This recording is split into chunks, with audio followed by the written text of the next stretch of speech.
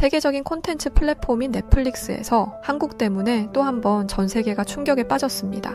한국 영화와 드라마에 이어 한국 만화까지 미국을 포함한 전 세계 1위를 찍어버린 건데요. 심지어 이 작품이 디즈니와 픽사의 본고장인 미국 헐리우드에서도 엄청난 인기를 끌고 있다는 사실이죠. 미국의 문화 비평가들, 교수들, 그리고 3억 명의 미국 시민들까지 한국 만화 때문에 새벽까지 잠도 안 잔다고 합니다. 그런데 지금 이 시점에 저명한 미국의 대학 교수가 한국을 언급해 더 큰 충격을 주고 있다고 하는데 과연 무슨 일이 벌어졌던 걸까요? 그럼 오늘 이야기 시작해 보겠습니다. 저는 리차드 브룩스입니다. 62세이고 UCLA에서 애니메이션 역사학을 가르치다 은퇴한 교수죠. 솔직히 말하면 미국 문화에 대한 자부심이 강한 편이었습니다. 디즈니부터 픽사까지 우리가 애니메이션 역사를 써왔다고 생각했거든요. 일본 애니메이션은 인정하지만 아시아 다른 나라들은 그저 따라하는 수준이라고 여겼습니다. 특히 한국은 K-팝과 드라마로만 유명한 나라 정도로 생각했어요. 그런데 2024년 어느 날 저녁 넷플릭스를 켰는데 메인 화면에 이상한 작품이 1위를 차지하고 있더군요. K-팝 데몬 헌터스라는 제목이었습니다. 처음엔 눈을 의심했죠. K-팝으로 악마를 잡는다니 이게 무슨 유치한 설정인가 싶었습니다. 미국에서는 슈퍼히어로 영화가 대세인데 한국에서는 아이돌이 악마를 잡는다는 거예요. 정말 황당했습니다. 더 황당한 건 전 세계 순위에서도 1위를 기록하고 있다는 점이었어요. 도대체 왜 이런 유치한 작품이 1위를 하는 거지? 이 의문이 머릿속을 떠나지 않았습니다. 학자로서의 호기심보다는 짜증이 먼저 났어요. 혹시 마케팅 조작은 아닌지 아니면 단순히 K-팝 팬들이 몰려서 순위를 올린 건 아닌지 의심스러워 괜히 아내에게 투덜거렸습니다. 이런 작품이 1위라니 세상이 어떻게 돌아가는 건지 모르겠어. 그럼 한번 봐보지 그래. 제대로 보기도 전에 판단하는 건 좀 어리석은 것 같은데? 처음엔 아내의 말을 듣고 시간 낭비라고 생각했지만 결국 참을 수 없어서 작품을 틀어봤습니다. 비판할 거리를 찾기 위해서였죠. 이런 허접한 작품이 왜 인기인지 확인해보자는 마음으로 재생 버튼을 눌렀습니다. 첫 화면이 나오자마자 화려한 색감과 음악이 터져 나왔어요. K-팝 특유의 강렬한 비트와 함께 캐릭터들이 등장했는데 솔직히 역시 겉모습만 번지르르 하구나 라고 생각했습니다. 하지만 5분도 안 되어서 이상함을 느끼기 시작했어요. 뭔가 보통 애니메이션과는 다른 느낌이었거든요. 배경 묘사가 너무 세밀했고 캐릭터들의 움직임도 어색하지 않았습니다. 미국 애니메이션에서 흔히 보는 과장된 표현이 아니라 일본 애니메이션보다도 더 자연스러운 연출이었어요. 10분 정도 시청하다가 화면을 일시정지했습니다. 뭔가 이상함을 느꼈거든요. 배경에 나오는 건물들이 너무 정교했어요. 남산타워가 나오는데 단순히 상징적으로 그린 게 아니라 실제 각도와 주변 풍경까지 정확하게 묘사되어 있었습니다. 타워 주변에 케이블카 선로며 뒤편 산세까지도 실제와 똑같더군요. 이런 디테일은 직접 가서 관찰하지 않으면 불가능한 수준이었죠. 그리고 주인공이 착용한 목걸이에 전통 매듭이 달려 있었는데 그 매듭 하나하나가 실제 한국 전통 매듭과 똑같더군요. 매듭의 종류까지 정확했어요. 돌의 매듭, 생쪽 매듭, 나비 매듭이 각각 다른 의미로 사용되고 있었습니다. 이런 건 한국 전통 공예를 전공한 사람이 아니면 구분도 못할 정도로 전문적인 부분이었죠. 가장 놀라운 건 저승사자 캐릭터의 복장이었습니다. 그냥 서양식 죽음의 신이 아니라 정말 한국 전통 저승사자 모습 그대로였어요. 검은 갓에 도포를 입고 있었는데 도포의 긴 모양부터 솜의 길이, 심지어 허리끈 매는 방식까지 완벽했습니다. 가세망도 실제 말총으로 만든 것처럼 섬세하게 표현되어 있었죠. 이런 디테일은 한국 사람이 아니면 절대 알 수 없는 부분들이거든요. 더 이상한 점을 발견했습니다. 제작사를 확인해보니 소니 픽처스 애니메이션이더군요. 할리우드 메이저 스튜디오잖아요. 그런데 왜 이렇게 한국적인 요소들이 정확하게 표현되어 있는 건지, 미국 제작진이 이 정도로 한국 문화를 연구했다는 말인지 정말 이해할 수 없었습니다. 장면 하나하나를 다시 보기 시작했어요. 주인공들이 다니는 학교 복도에 걸린 그림들도 범상치 않았습니다. 단순한 장식용 그림이 아니라 실제 한국 민화의 호랑이 그림이었거든요. 그것도 조선시대 민화 특유의 해학적인 표정까지 그대로 재현해놨더라고요. 호랑이의 눈썹이 처진 모습이나 익살스러운 입모양까지도 전통 민화와 일치했습니다. 이런 건 한국 미술사를 전공한 사람이 아니면 구분도 못할 정도로 세밀한 부분이에요. 메모장을 꺼내서 정리하기 시작했습니다. 남산타워 정확한 묘사, 전통 매듭 디테일, 저승사자 복장, 민화 호랑이까지. 적다 보니 이건 우연이 아니라는 확신이 들었어요. 누군가 의도적으로 한국 문화를 깊이 연구해서 만든 작품이라는 생각이 들었습니다. 제작진을 본격적으로 조사하기 시작했어요. 연출자는 매기 강이라는 한국계 캐나다인이었죠. 그래서 한국적인 요소가 정확한 거구나 싶었는데 프로듀서를 보고 깜짝 놀랐습니다. 슈렉을 만든 그 애런 워너였죠. 할리우드 애니메이션계에서 손꼽히는 거물이 왜 한국을 소재로 한 작품에 참여한 거지? 슈렉으로 무려 10억 달러를 벌어들인 그가 왜 굳이 참여했을까? 심지어 비주얼 디렉터는 크리스 아페란스였습니다. 드래곤 길들이기로 유명한 감독이죠. 이 정도 인력이라면 디즈니나 픽사에서 메가 히트작을 만들 수 있는 드림팀이었습니다. 그런데 왜 한국 문화를 다룬 작품에 올인한 건지 더욱 궁금해졌습니다. 이들이 한국에 투자한 이유가 뭔지 저는 알아보고 싶었어요. 인터뷰 기사들을 찾아봤더니 더 놀라운 사실을 알게 됐습니다. 이들이 무려 3년 동안 한국 문화를 연구했다고 하더군요. 단순히 책으로만 공부한 게 아니라 직접 한국에 와서 전통 예술가들을 만나고 궁궐을 답사하고 심지어 무속인까지 인터뷰했다는 거였죠. 할리우드 최고 인력들이 한국 문화 하나 제대로 표현하려고 이런 노력을 했다니 믿기지 않았습니다. 특히 놀라웠던 건 이들이 한국의 지방까지 직접 다니면서 전통 문화를 체험했다는 점이었어요. 경주에서는 신라 문화를, 안동에서는 조선시대 유교 문화를, 제주도에서는 무속 문화까지 배웠다고 했죠. 심지어 전통 한지 만들기부터 도자기 굽기까지 직접 체험했다는 거예요. 매기 강의 인터뷰에서 가장 인상적이었던 부분은 이거였어요. 한국 문화는 겉으로 보기엔 화려하지만 속에는 깊은 철학이 담겨 있어요. 이걸 애니메이션으로 표현하려면 표면적인 이해로는 불가능하죠. 우리는 한국인보다 더 한국적으로 만들고 싶었어요. 이 말을 듣고 소름이 돋았습니다. 외국인이 이런 마음가짐으로 한국 문화를 바라본다니요. 이어 애런 워너는 더 직설적이었어요. 한국 콘텐츠가 전 세계를 휩쓸고 있는 이유가 뭔지 알고 싶었습니다. 그래서 직접 한국 문화의 핵심에 들어가 봤죠. 결론은 한국만의 독특한 정서와 미학이 있다는 거였어요. 이건 단순히 모방할 수 있는 게 아니라 깊이 이해해야만 표현할 수 있는 것들이더군요. 할리우드 거물이 한국 문화를 이렇게 평가한다니 저는 지금까지 한국을 얼마나 과소평가했던 건가 스스로에게 의문이 들었습니다. 그리하여 작품을 처음부터 다시 봤어요. 이번엔 비판적 시각이 아니라 학자적 호기심으로 접근했습니다. 그리고 진짜 충격을 받았어요. 고등학생 주인공들이 점심시간에 먹는 음식부터가 달랐죠. 햄버거나 피자가 아니라 라면, 순대, 어묵을 먹고 있었어요. 그것도 단순히 먹는 게 아니라 젓가락 사용법까지 완벽했습니다. 면을 들어올리는 각도며 국물을 마시는 방식까지 한국인 특유의 식사 예절이 그대로 나타나 있었어요. 한 장면에서 주인공이 바닥에 앉을 때 앞바다리를 하고 앉더군요. 서양 애니메이션에서는 절대 볼 수 없는 자세죠. 그런데 이게 자연스럽게 녹아들어 있어서 어색하지 않았어요. 오히려 캐릭터가 더 친근하게 느껴졌습니다. 이런 작은 디테일 하나하나가 한국적 정서를 만들어내고 있다는 걸 깨달았어요. 자세 하나에도 문화가 담겨 있다는 걸 새삼 느꼈습니다. 무기 설정도 놀라웠죠. 주인공의 검 이름이 사인 참사검이었어요. 그냥 멋있어 보이는 이름을 지은 게 아니라 실제 조선시대 검법에서 나온 명칭이었습니다. 검을 휘두르는 동작도 서양식 검술이 아니라 한국 전통 검법을 바탕으로 했고요. 특히 검을 뽑는 자세와 칼날의 궤적이 한국 무예도 보통지에 나오는 검법과 일치했습니다. 이런 건 정말 깊이 연구하지 않으면 불가능한 수준이에요. 배경에 나오는 일월호봉도는 정말 완벽했습니다. 단순히 화려한 장식으로 그린 게 아니라 실제 조선왕조 일월호봉도의 의미까지 스토리에 반영해놨더라고요. 해와 달 5개의 봉우리가 각각 주인공들의 능력과 연결되어 있었습니다.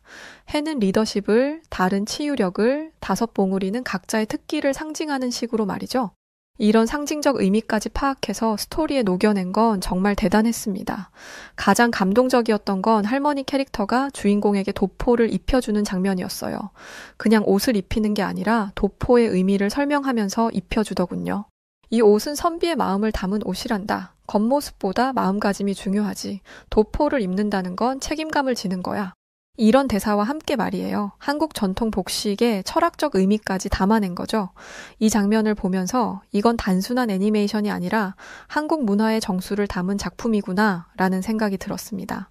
심지어 도포를 입는 순서까지 정확했어요. 안감부터 시작해서 겉감을 입고 띠를 매는 순서까지 전통 방식 그대로였거든요. 이런 디테일을 보면서 제작진의 노력이 얼마나 대단했는지 새삼 깨달았습니다. 문화 콘텐츠 교수로서 30년간 쌓은 안목으로 다시 분석해봤습니다. 이 작품은 한국 문화의 핵심 요소들을 애니메이션이라는 매체로 완벽하게 시각화한 걸작이었어요. 무당이 사용하는 칼 하나하나에도 의미가 있었고 조선시대 병풍에 그려진 문양도 스토리와 연결되어 있었습니다. 단순한 배경 장식이 아니라 모든 게 서사의 일부였어요. 특히 민화 호랑이가 실제 캐릭터로 등장하는 장면은 정말 놀라웠어요. 조선시대 민화 속 해학적인 호랑이가 그대로 살아 움직이면서 주인공들을 도와주더군요.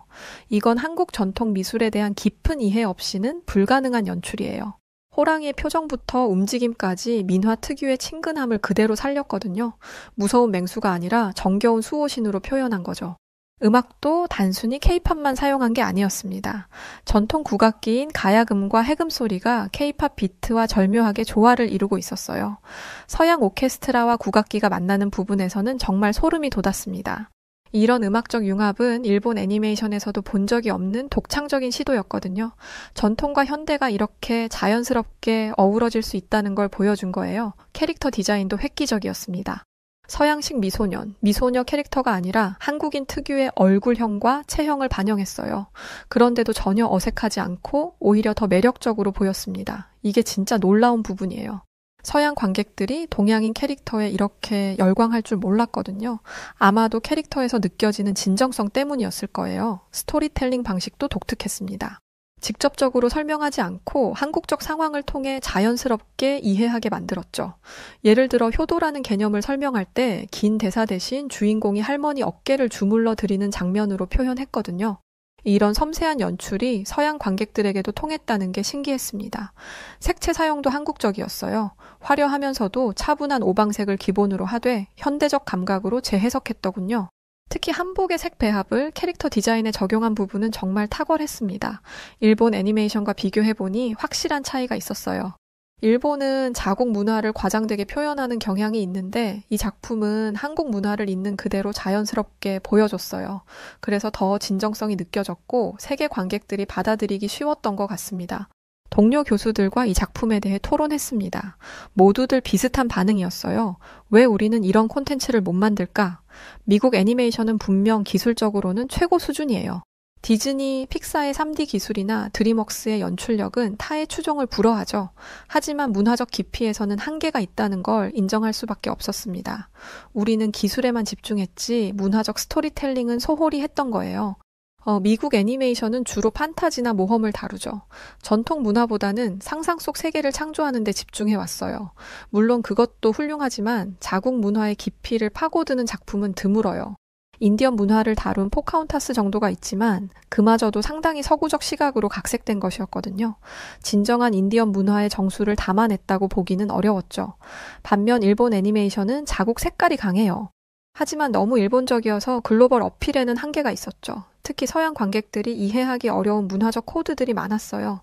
생화치 히로의 행방불명 같은 작품도 일본 전통 문화에 대한 배경 지식이 있어야 완전히 이해할 수 있거든요. 신토 종교나 요괴 문화 같은 건 서양인들에게는 여전히 낯선 영역이었어요. 그런데 K-팝 데몬 헌터스는 달랐어요. 한국 전통 문화를 깊이 있게 다루면서도 세계 관객들이 쉽게 접근할 수 있게 만들어 놨거든요. 이게 정말 놀라운 부분이에요. 문화적 특수성과 보편성을 동시에 잡은 거죠. 한국적이면서도 인류 공통의 감정에 호소하는 힘이 있었어요. 제가 분석한 결과 이 작품의 성공 요인은 3가지였습니다. 첫째, 한국 문화에 대한 정확하고 깊이 있는 이해. 둘째, 그 문화를 현대적으로 재해석하는 창의력. 셋째, 글로벌 관객들이 공감할 수 있는 스토리텔링 기법. 이 3요소가 완벽하게 조화를 이뤘기 때문에 전 세계적인 성공을 거둘 수 있었던 거예요. 미국이 이런 작품을 못 만드는 이유는 간단했어요. 우리는 너무 오랫동안 문화적 헤게모니를 쥐고 있었기 때문에 다른 문화를 깊이 이해하려는 노력을 소홀히 했거든요. 우리 문화가 최고야 라는 생각에 갇혀서 다른 문화의 가치를 제대로 인정하지 않았던 거죠. 반면 한국은 자국 문화의 소중함을 알면서도 세계적 감성을 놓치지 않았어요. 이게 바로 진짜 문화 콘텐츠의 힘이구나 싶었습니다. 작품이 인기를 끌면서 예상치 못한 논란이 일어났어요. 중국 온라인 커뮤니티에서 강력하게 항의하기 시작한 거죠. 도포, 갓, 매듭, 병풍은 모두 중국 전통 문화다. 한국이 도둑질했다는 주장이었어요. 처음엔 단순한 국가 간 감정 싸움인 줄 알았는데 학자로서 이걸 그냥 넘길 수는 없었습니다. 역사적 사실을 확인해 봐야겠다는 생각이 들었습니다. 고고학 자료와 문헌 기록을 뒤져봤어요. 결론부터 말하면 완전히 억지 주장이었습니다.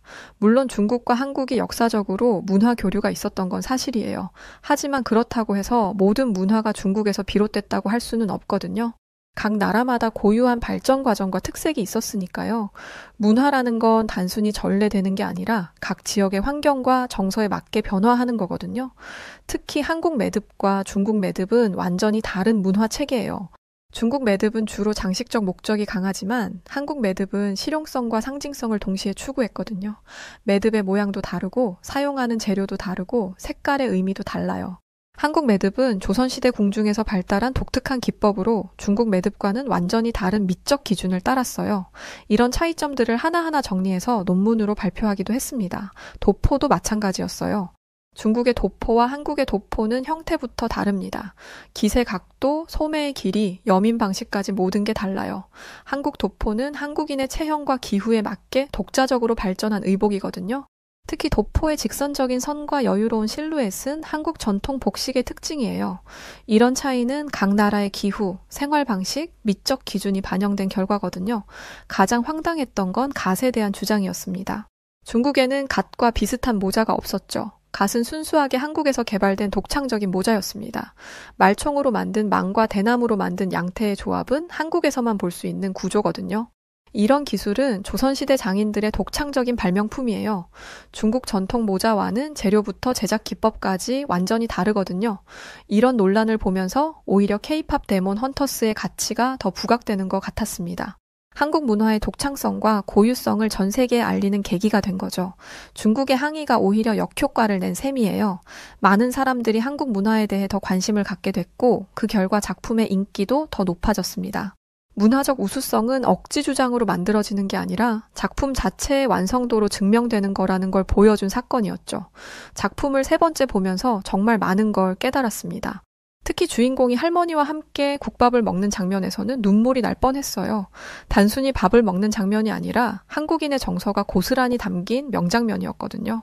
할머니가 국밥에 김치를 올려주면서 이게 우리 맛이야. 화려하지 않아도 따뜻하지? 라고 말하는 부분은 정말 감동적이었습니다. 그동안 제가 얼마나 한국 문화를 오해하고 있었는지 깨달았어요.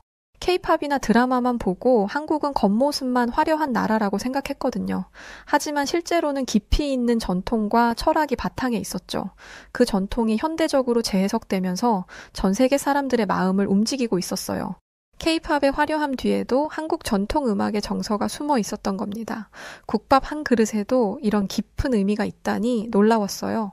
화려한 궁중 요리가 아니라 서민들이 먹던 소박한 음식을 통해 정을 나누는 한국인의 마음을 표현한 거였어요. 이런 디테일들이 제가 그동안 비웃었던 부분들이었는데 알고 보니 이렇게 정교한 상징과 의미가 담겨 있었던 거예요. 소박함 속에 담긴 진정성이 오히려 더 큰 감동을 주는 거였죠. 한국 전통 건축물들도 다시 보게 됐어요.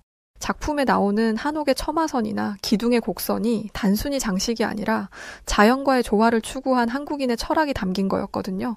서양 건축은 자연을 정복하려는 의지가 강하지만 한국 건축은 자연과 어우러지려는 마음이 담겨 있었습니다. 이런 차이가 건축물의 모든 요소에 반영되어 있었던 거예요. 캐릭터들의 관계도 한국적이었습니다. 개인주의가 강한 서양과 달리 한국은 공동체 의식이 강하죠. 주인공들이 서로를 위해 희생하고 어른들을 공경하는 모습들이 자연스럽게 그려져 있었습니다. 이런 가치관이 서양 관객들에게도 감동을 준 것 같아요. 혼자서는 할 수 없는 일들을 함께 해내는 모습에서 진정한 힘을 느꼈을 거예요. 가장 충격적이었던 건 한국 문화가 과장이 아니라 현실이라는 점이었어요. 제가 지금까지 한국 드라마나 K-팝을 보면서 너무 감정적이고 과장된다고 생각했거든요. 하지만 그게 바로 한국인의 진짜 모습이었죠. 감정을 솔직하게 표현하고 가족과 친구를 소중히 여기는 게 한국 문화의 본질이었던 겁니다. 이걸 깨닫는 순간 정말 부끄러웠어요. 저는 한국 문화의 진정성을 과장이라고 오해하고 있었던 겁니다.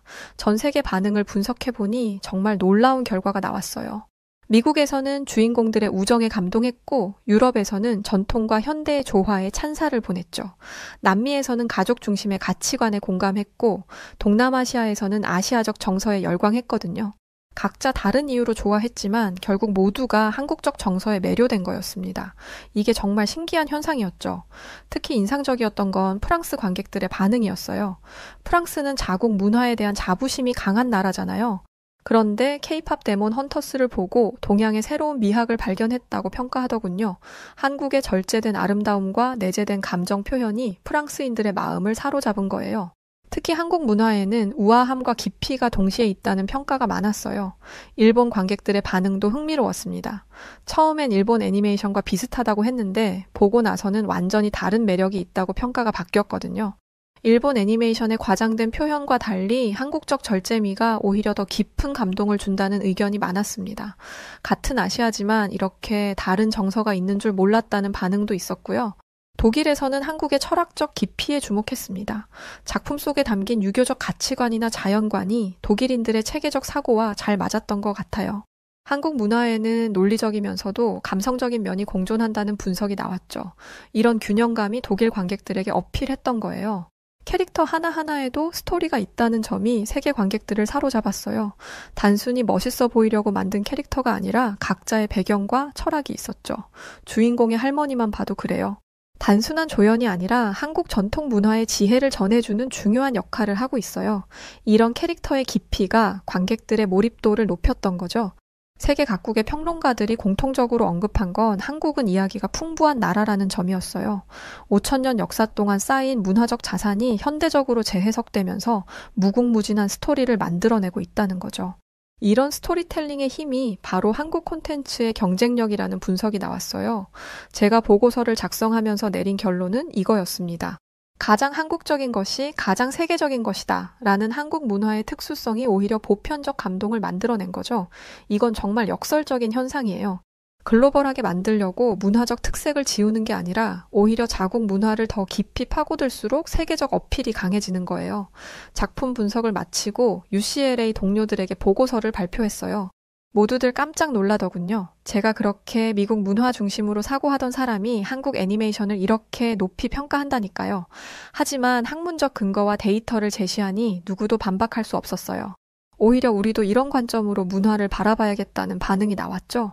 특히 애니메이션학과 학과장이 제안한 건 정말 의외였어요. 리차드 교수님, 이 작품으로 특강을 열어보시는 게 어떨까요? 학생들에게 새로운 관점을 제시해 줄 수 있을 것 같은데요. 처음엔 망설였지만 결국 수락했습니다. 이 작품의 가치를 더 많은 사람들에게 알리고 싶었거든요. 그리고 제가 겪었던 편견과 깨달음을 공유하고 싶었어요. 특강 제목을 K-팝 데몬 헌터스로 보는 문화 콘텐츠의 미래로 정했어요. 강의실에는 200명이 넘는 학생들이 몰렸고 다른 학과 교수들도 참석했어요. 이런 관심은 처음 경험하는 거였죠. 강의를 시작하면서 이렇게 말했습니다. 여러분, 오늘 제가 들려드릴 이야기는 단순한 애니메이션 분석이 아닙니다. 이건 문화 전략의 승리에 관한 이야기이자 편견을 깨뜨리는 과정에 관한 이야기예요. 학생들의 반응이 뜨거웠어요. 특히 왜 미국은 이런 작품을 못 만드나? 라는 질문에 이렇게 답했습니다. 우리는 너무 오랫동안 문화적 강자였기 때문에 다른 문화를 깊이 이해하려는 노력을 게을리했어요. 하지만 한국은 자국 문화의 소중함을 지키면서도 세계적 감성을 놓치지 않았죠. 이게 바로 차세대 문화 콘텐츠의 방향입니다. 우리도 이제 겸손하게 배워야 할 때예요. 또 다른 학생이 그럼 앞으로 미국 애니메이션은 어떻게 변해야 할까요? 라고 물었고 저는 조금 더 깊이 있게 답을 해줬습니다. 우리만의 전통과 문화를 더 깊이 파고들어야 해요. 아메리카 원주민 문화, 이민자들의 문화, 각 지역의 고유한 문화들을 진정성 있게 담아내야 하죠. 기술적 우위만으로는 더 이상 충분하지 않아요.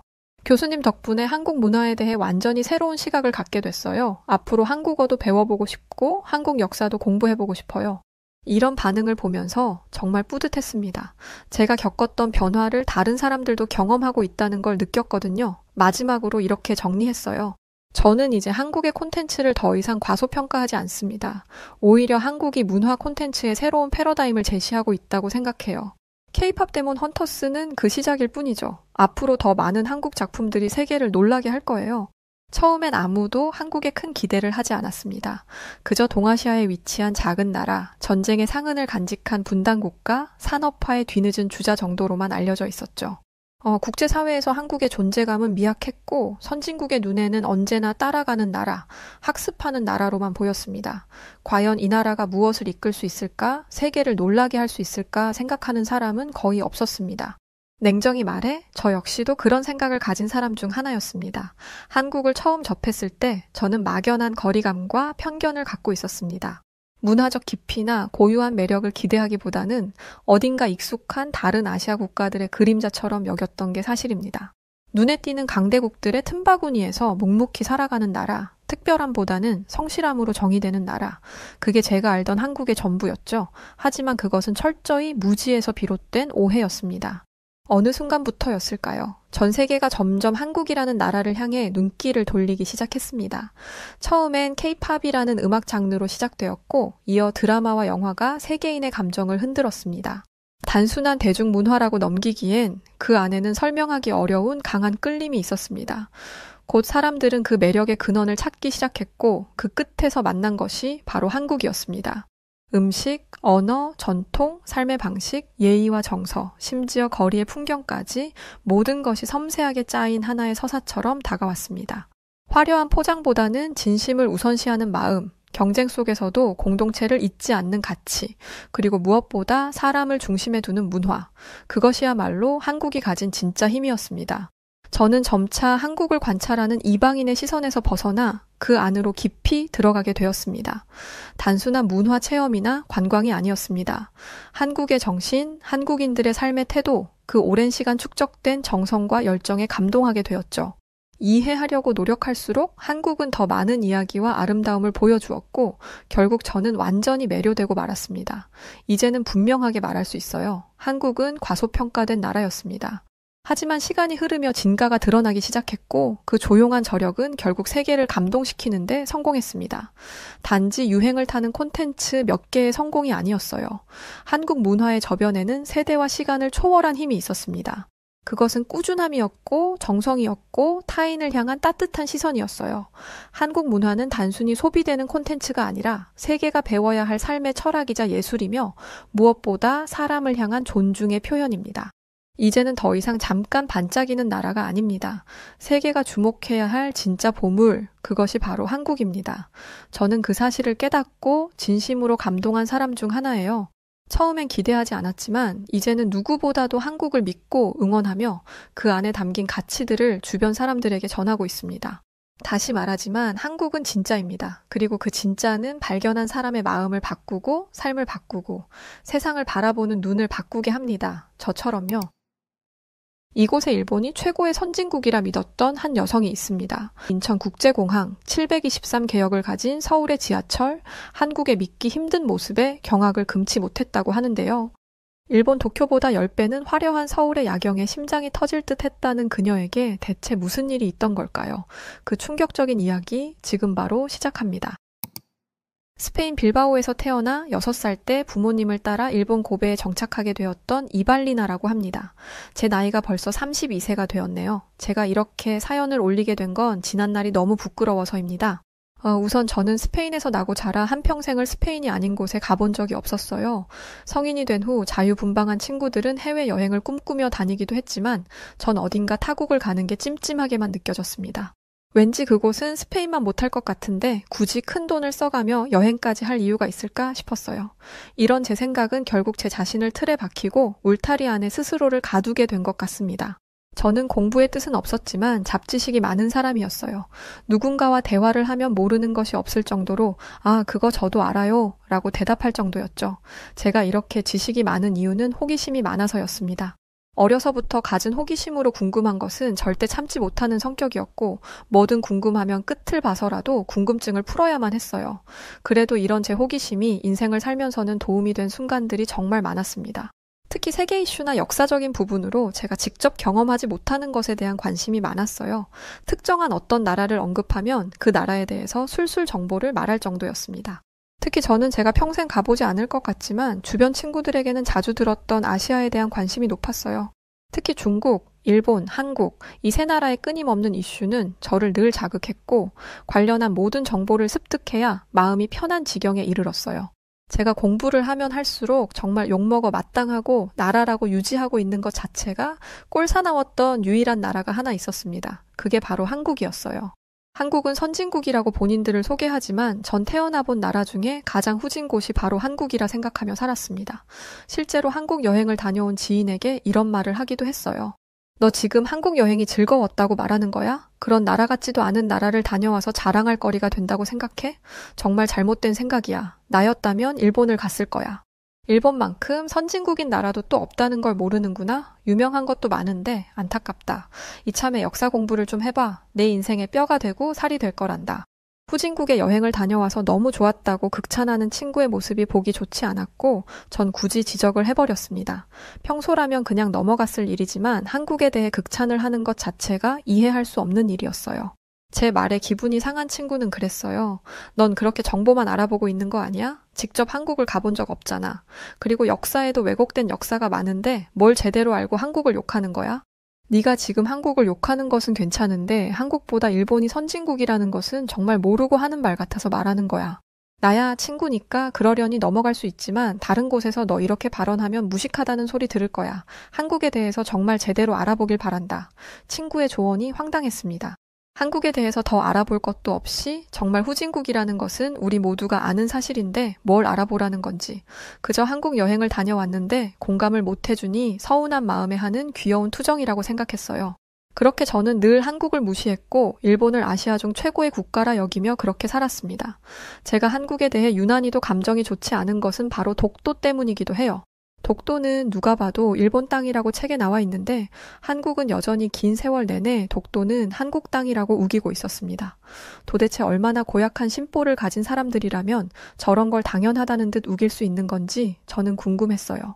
제가 그 나라에 가서 살 것도 아니기에 흘러가는 대로 넘길 수 있었지만 한국에 대해서 알 때마다 분노를 삭힌 적이 한두 번이 아니라 감정선이 많이 올라온 듯 했습니다. 만약 아버지 사업으로 일본이 아닌 한국으로 가야 했다면 저는 정말 어떤 방법을 써서라도 스페인에 남았을 것 같아요. 어느 날 갑자기 통보를 하듯 아버지는 말씀을 하셨습니다. 우리 가족 전부 일본에 넘어가서 당분간 살아야 해. 몇 년이 될지 몇 개월이 될지는 아버지도 정확히 모르지만 잘 살아보자고. 그래도 일본은 깨끗하고 좋은 이미지가 많아서 큰 걱정은 없어. 그렇게 알고 다들 준비 잘해. 아버지의 말씀이 당혹스럽긴 했지만 저희 집 가장이고 아버지의 일에 온 가족이 움직일 수밖에 없었어요. 그렇게 한평생을 살던 스페인을 떠나 일본으로 갔던 날은 아직도 생생하게 기억이 납니다. 저희 아버지는 어느 정도 일어를 하셨지만 저를 포함한 가족들은 일어 자체를 하지 못했습니다. 그렇다 보니 처음 도착해서 가장 먼저 부딪힌 문제는 바로 언어의 장벽이었죠. 대화를 하고 싶지만 소통하기가 어려웠고 뭐라 해야 할지를 모르겠더라고요. 처음에는 길어도 1년 정도 머물지 않을까 싶어서 대단히 공부를 해야 한다고 생각을 못했습니다. 그래서 설렁설렁 공부를 하기도 했어요. 그래도 제가 열심히 해서 그런지 어렵기만 했던 일어를 조금씩 습득하게 되었습니다. 기본적인 것부터 하나하나 차근차근 배워나갔어요. 가장 긴급한 소통이 가능하도록 말이죠. 일본에 하나씩 적응을 차분하게 해나가면서 일본을 바라보니 정말 멋진 곳이긴 했습니다. 일본 사람들이 풍기는 특유의 이미지가 저는 인상적이었어요. 어린 시절부터 일본이 가장 우수한 선진국이라 여기며 동경하는 마음이 있어서 그런지 모든 게 다 긍정적인 시선으로 보였습니다. 스페인과 비교를 해봐도 일본은 참 질서정연하고 언제나 침착한 모습이었어요. 그렇다 보니 일을 망치는 경우가 거의 없었고 사람들끼리 서로 얼굴을 찌푸리는 일도 거의 없었습니다. 늘 서로를 존중하고 배려하는 모습이 보였어요. 이런 점은 저 역시 일본에 많이 배워야 한다고 생각을 했습니다. 엄마 일본인들은 정말 예의가 바른 것 같아. 어린 나한테도 고개를 숙여 인사를 하는 게 난 정말 신기했어. 마트에 줄이 그렇게 긴데 서로 소란 하나 없이 질서정연하게 있는 게 놀라웠어 나는. 어디를 가도 예의범절을 지키며 있는 사람들을 보면 일본인들이었습니다. 반대로 시끄럽고 소란을 피우는 사람들을 보면 대체적으로 한국인들이었어요. 제가 일본에 넘어왔을 때도 한국인들은 일본으로 여행을 정말 많이 왔습니다. 그런데 남의 나라를 와서 길을 막고 사진을 찍어대고 밥을 먹는 식당에서도 핸드폰을 들이밀며 사진을 찍는 한국인들을 보면 인상이 저절로 찌푸려졌어요. 엄마, 저 한국 사람들 좀 봐. 저렇게 예의 없고 무례하니까 여태껏 선진국이라고 인정을 못 받는 거 아니겠어? 난 한국이 정말 싫어. 끔찍하게도 싫어. 왜 여기 일본까지 와서 저렇게 난동을 피우고 피해를 주는 거야? 일본인들은 타인에게 피해 주는 걸 극도로 싫어해서 엄청 조심하는데 한국 사람들은 그런 모습이 아예 없는 것 같아. 같은 아시아 국가인데도 어떻게 이렇게 다를 수가 있는지 놀라워. 원래도 한국에 대한 감정이 좋은 편이 아니었지만 보면 볼수록 겪을수록 한국은 별로였어요. 물론 제가 일본을 너무나 동경하는 마음이 있어서 적대국인 한국이 더 싫었던 것도 인정을 합니다. 그런데 단순히 일본이 이유 없이 좋았던 것은 아니고 제가 일본에 흠뻑 빠지게 된 계기는 바로 애니메이션 원피스를 접하고 나서부터였어요. 일본의 애니메이션은 정말 원래도 알아줄 정도로 유명하니 모두들 아실 거라 생각합니다. 나이를 불문하고 애니메이션에 빠지게 만드는 것이 바로 일본의 마력이라고 생각해요. 특히나 원피스는 전 세계적으로 많은 사랑을 받은 애니메이션으로 탄탄한 스토리와 독특한 분위기는 저를 사로잡기에 충분했습니다. 이 원피스에 빠져 있을 때는 정말 눈을 뗄 수가 없을 지경이었어요. 집중하고 또 집중해서 한참을 보고 또 보고 봤던 것도 다시 볼 정도였습니다. 제가 인생을 통틀어 이렇게까지 푹 빠져서 본 것은 원피스가 유일했어요. 만화 속에 나오는 영상미 하나까지도 참 멋졌습니다. 실제로 일본에 넘어와서 다양한 애니메이션과 만화책에 관심을 주기도 했어요. 물론 한 번 빠지면 나를 셀 정도로 집중을 해서 문제였지만 말이죠. 이 외에도 스페인 음식만 먹고 살았던 저였지만 일본 음식들이 전부 입에 맞아서 먹는 걸로 고생한 것이 한 번도 없었습니다. 특히나 제가 살았던 곳은 아름다움이 가득한 도시였어요. 일본 특유의 몽글하고 아름다운 운치 그대로 살려져 있는 경치를 늘 볼 수 있다는 게 좋았습니다. 그리고 무엇보다 일본의 대인배적인 마인드가 참 좋았어요. 일본은 한국이란 가난한 나라를 일으켜 세우기 위해서 많은 공헌도 했다는 역사책을 보면서 그때는 일본에 대한 긍지와 자부심도 생겼습니다. 타국을 일으켜 세우기 위해 저렇게 대신해서 헌신하는 나라는 그야말로 일본밖에 없다고 볼 수 있으니 말이죠. 저는 일본에 대해서 알아갈수록 또 직접 겪을수록 이런 생각을 했습니다. 아, 내가 일본인으로 태어났어도 난 정말 만족하면서 살았겠다. 어쩌면 전생에 일본인이 아니었을까? 라고 생각을 할 정도로 일본을 사랑했어요. 그렇다 보니 가끔 뉴스에서 독도를 두고 한국과 논쟁하는 걸 볼 때면 한국은 대체 왜 남의 땅을 자기 거라고 우기는 거야? 정말 양심도 없는 나라인 것 같아. 라고 생각하면서 열변을 토하기도 했었습니다. 일본이 아니었다면 이미 망하고 없을 나라인데 일본이 그야말로 멱살을 잡고 끌어올려서 이 정도 살게 해줬으면 감사한 줄 알고 살아야 마땅하죠. 그런데 배은망덕하게 더 많은 것을 욕심내고 감사한 줄도 모르는 한국은 비난받아야 한다고 생각했습니다. 일본에서 보내던 모든 시절은 일본에 대한 감동과 한국에 대한 분노로 보냈어요. 일본에서 사귄 친구들도 많아지고 저는 일본 생활이 완벽하게 적응을 했습니다.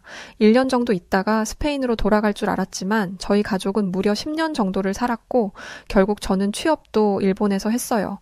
고베에 있는 한 제약 설비 회사에 격리로 취직했습니다. 첫 직장인 만큼 열정을 쏟으며 최선을 다해 일했어요. 저희 회사가 좋았던 것은 외국인이라고 차별하는 것이 전혀 없었어요. 오히려 외국인인 제가 적응을 하지 못할까 더 신경을 써주곤 했습니다. 그렇게 일을 하다 보니 말단 직원에서 격리 팀장까지 승진하게 되었습니다. 꿈에 그리던 승진이라 그런지 저는 감격의 눈물까지 흘렸어요. 아무리 일본을 좋아한다고 해도 결국 낯선 타국인데 이곳에서 꿈에 이르던 자리까지 올랐다는 생각에 울컥했습니다. 만약 가족들이 스페인으로 돌아가도 저는 일본에 남아 홀로 쭉 살아갈 생각이었거든요. 그렇게 하려면 얻은 팀장 자리와 같이 탄탄한 직급이 필요했기에 한시름 놓게 되었습니다. 늘 똑같이 흘러가는 직장인의 하루를 보내던 어느 날 회사에 웬 한국인이 찾아왔어요. 부장님께 물어보니 한국 거래처 스크류 제조 회사의 조과장이라며 일본에 있는 5일 동안 우리 회사에 출근하며 같이 근무해야 한다고 잘 지내보라고 이야기했습니다. 다른 직원들도 그랬지만 유독 저는 그 한국인 과장을 위아래로 훑으며 살짝 인상을 찌푸렸어요. 오직 그 사람이 한국인이라 별로 어울리고 싶지 않았죠. 그런 그를 훑으며 말했어요.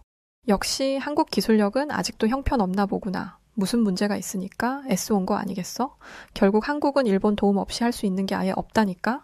그리고 여기까지 도움받으러 왔으면 우리한테도 인사를 해야지. 사원들은 다 무시한다는 거 아니야? 심지어 난 팀장인데 말이야. 제 말이 끝나기 무섭게 한국거래처의 조 과장이 저에게 다가와 잘 부탁한다며 악수를 청했습니다. 안녕하세요. 업무에 차질 없도록 조용히 배우다 가겠습니다. 있는 동안 잘 부탁드립니다. 못 본 척 할 순 없어서 악수는 거부하고 그냥 고개만 살짝 끄덕이면서 그러세요 그럼 이라고 했습니다. 그랬더니 멋쩍은 듯 웃더군요. 피식 웃는 모습이 오히려 제 기분을 더 상하게 했어요.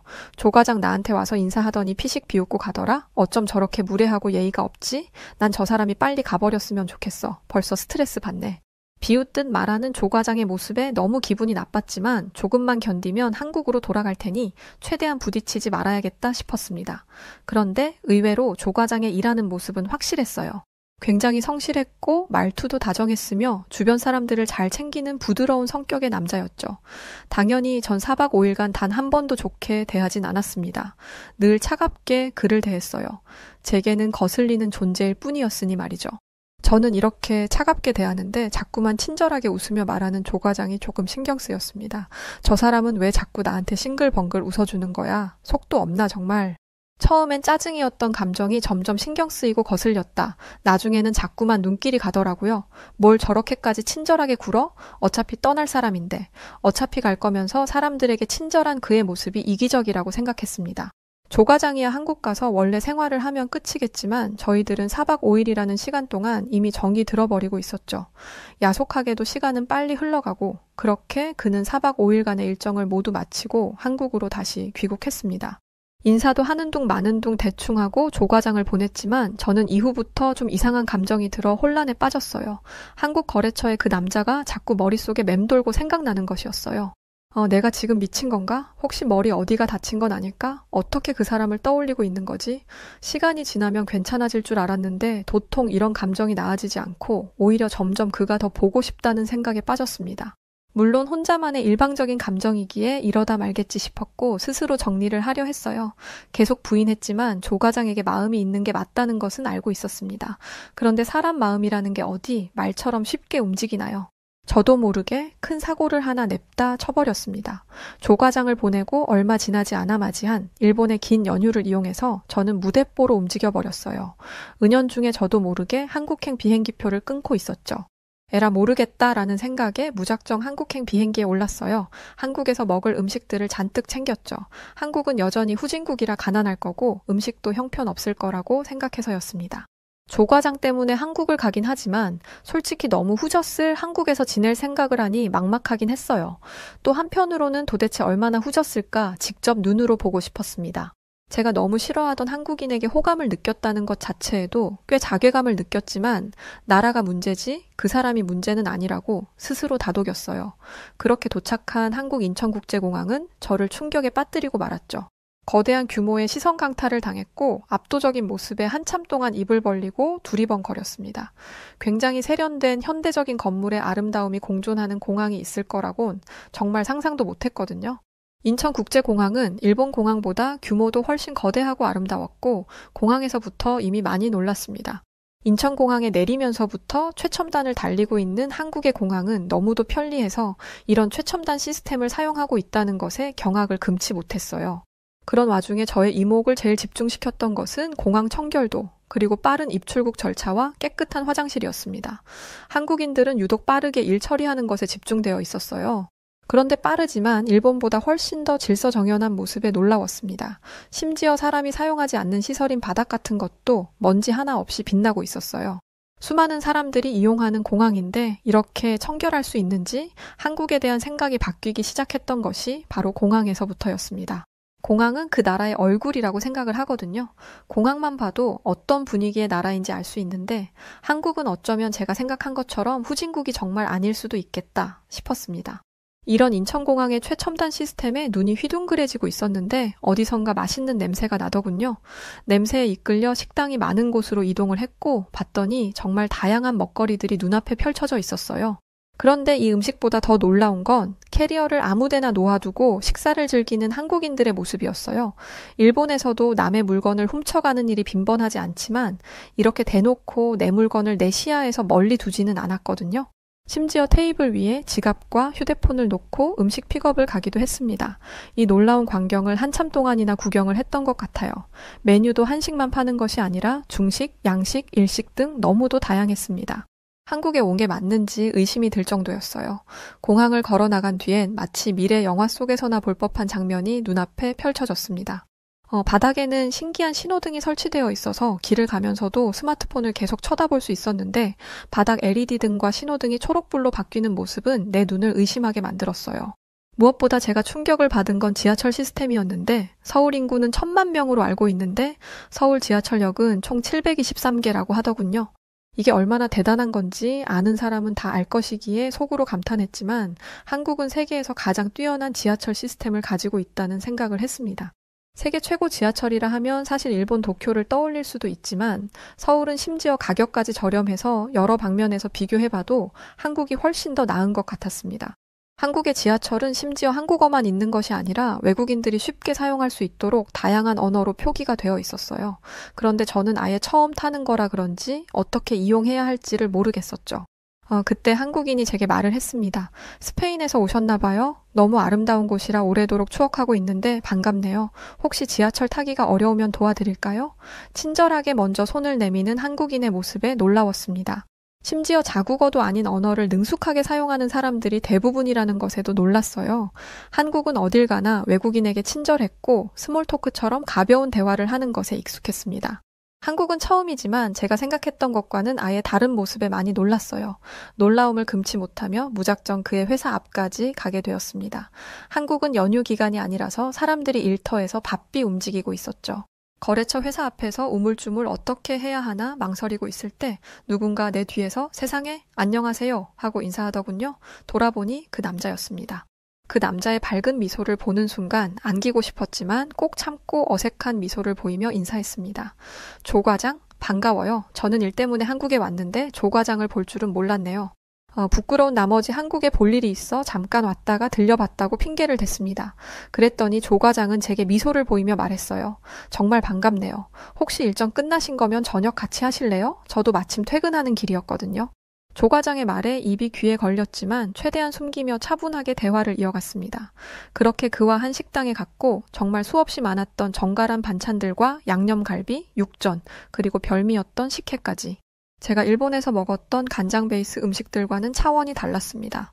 그 남자와 함께하며 느꼈던 든든함과 그 따뜻함, 그리고 정말 맛있게 먹었던 음식들과 공항에서부터 만날 수 있었던 최첨단 시스템들, 내가 그동안 한국에 대해서 완전 잘못 알고 있었구나 한탄했습니다. 사실 저는 한국을 정말 끔찍이도 싫어했어요. 그래서 처음 회사로 오셨을 때도 한국인이라는 이유로 정말 싫었거든요. 그런데 제가 알고 있던 역사는 전부 일본이 유리하게 왜곡해버린 아픈 역사였다는 것을 여기 와서 알았어요. 또 한국이 이렇게 선진국인 줄도 모르고 늘 욕을 했다는 것에 너무도 부끄럽네요. 저는 조 과장에게 제 속마음을 모두 털어놨고 그는 그랬습니다.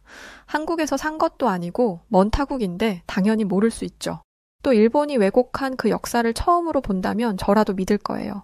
그러니 자책하지 말고 이제라도 한국이 어떤 곳인지를 있는 그대로 받아들여주면 한국인으로서 너무 좋을 것 같아요. 조 과장과의 대화 끝에 불편했던 마음은 조금 가라앉았습니다. 이날이 마지막일 줄 알았지만 제가 한국에 있는 동안 퇴근 후 저녁 시간에는 꼭 저와 함께 해줬어요.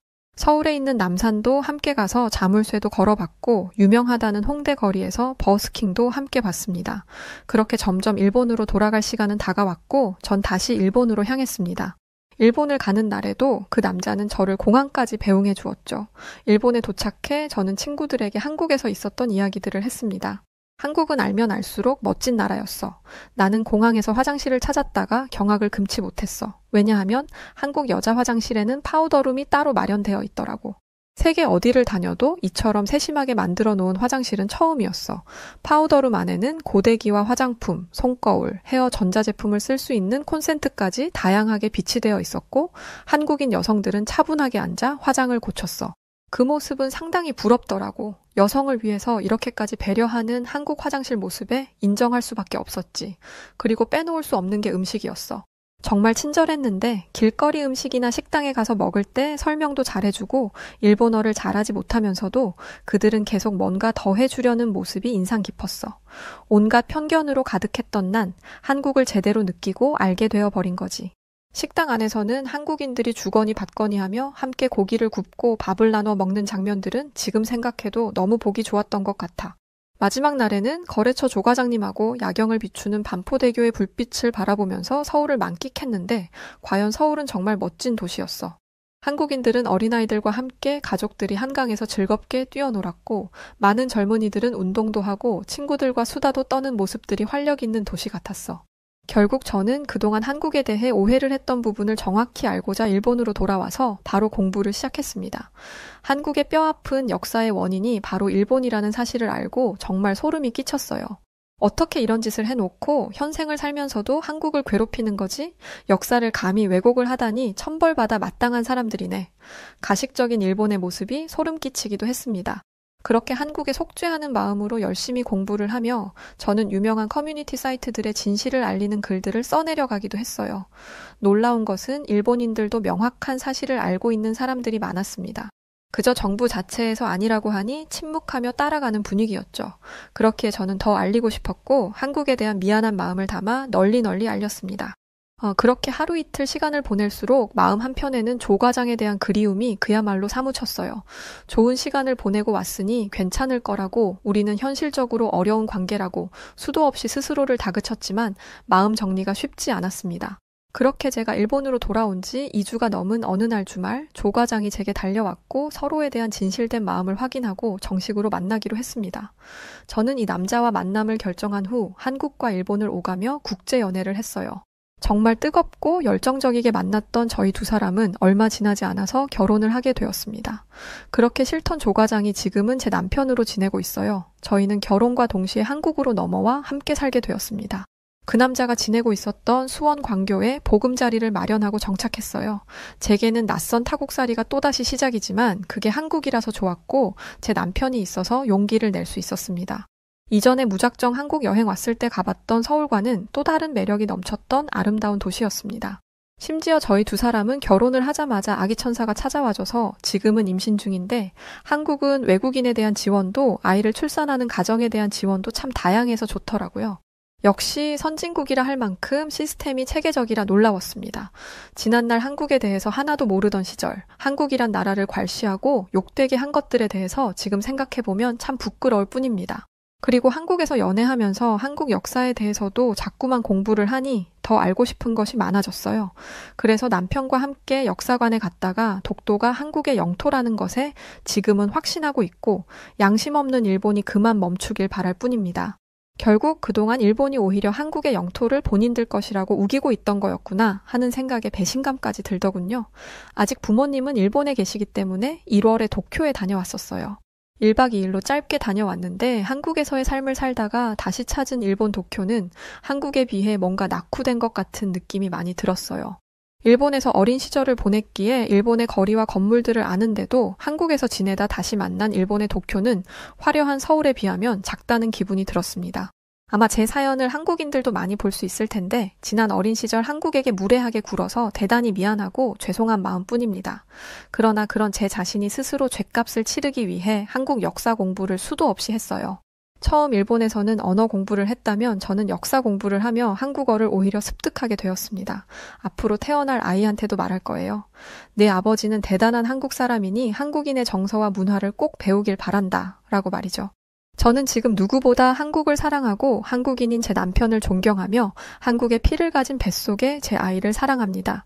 자, 오늘 이야기는 여기까지입니다. 편견은 정말 나쁜 거죠. 그래도 뒤늦게 한국의 진짜 모습을 알게 되었다니 그나마 다행이란 생각이 듭니다. 한국에서 행복한 삶 되세요. 자, 그럼 오늘 이야기 어떻게 들으셨나요?